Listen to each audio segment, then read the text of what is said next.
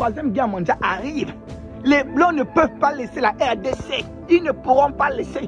Comprenez ça. Arrêtez de faire les marches, stop, on va les photos. Ça ne marchera pas.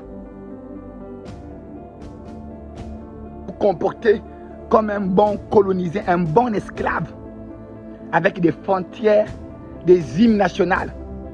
Vous devez chanter l'hymne empirique, pas des hymnes, les nations, fabriquées par qui?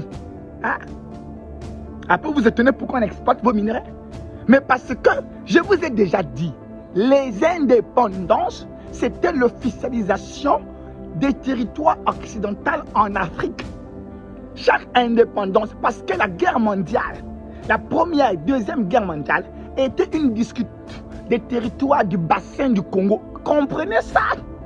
Ce n'est pas l'histoire de la reine qu'on avait tuée. Ça n'a rien à voir avec ça. C'est les minéraux du Congo. La découverte du bassin du Congo était, ça a marqué un nouveau point d'histoire plus grand que même que la naissance de Jésus. C'était waouh! Comment une terre peut être aussi riche comme ça? Ils vont s'asseoir à la conférence de Berlin. Ils vont essayer de faire des divisions de territoires. Parce que, avant même que ce soit les territoires des pays, c'était des territoires des hommes. Le Congo était le territoire privé de Léopold. C'était sa terre, à lui seul, sa richesse à lui seul. C'était même pas pour la Belgique. Ils vont se battre pour faire le départage. Et comme à un moment, il y avait les Belges, il y avait les Portugais, il y avait les Français, il y avait les Hollandais, etc., les Anglais. Il fallait qu'ils puissent s'asseoir pour dire, bon, écoutez, au lieu que ça soit la pagaille, on se batte, on va donc diviser le morceau et on va dédier chaque partie au propriétaire. Ainsi, la France va circonscrire sa partie. On va dire Congo français. Donc, quand vous dites l'indépendance de Congo-Brazzaville, là, ok, ce n'est pas une indépendance, c'est l'officialisation officielle de Brazzaville comme étant une propriété française. L'indépendance de la RDC, c'est officialisation que la RDC est une propriété belge. L'indépendance du Gabon, c'est la même chose. Vous n'êtes pas indépendant parce que vous avez gardé les frontières et un système étatique imposé.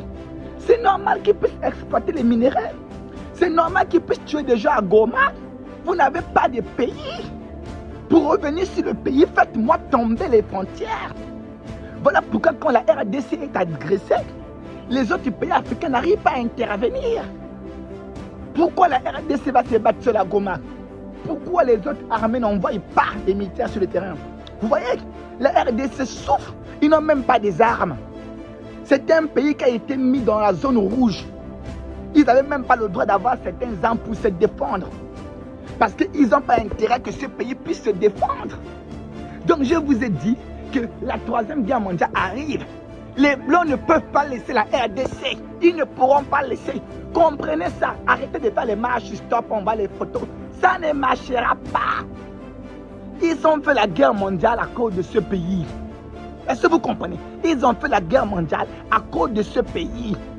On vous montre dans l'histoire, c'est à cause de ce pays, le bassin du Congo.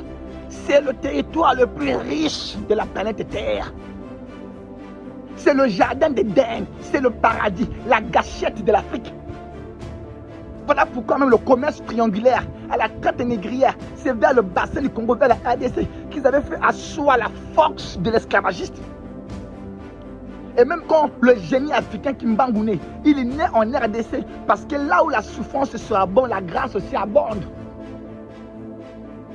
Est-ce que vous me comprenez bien?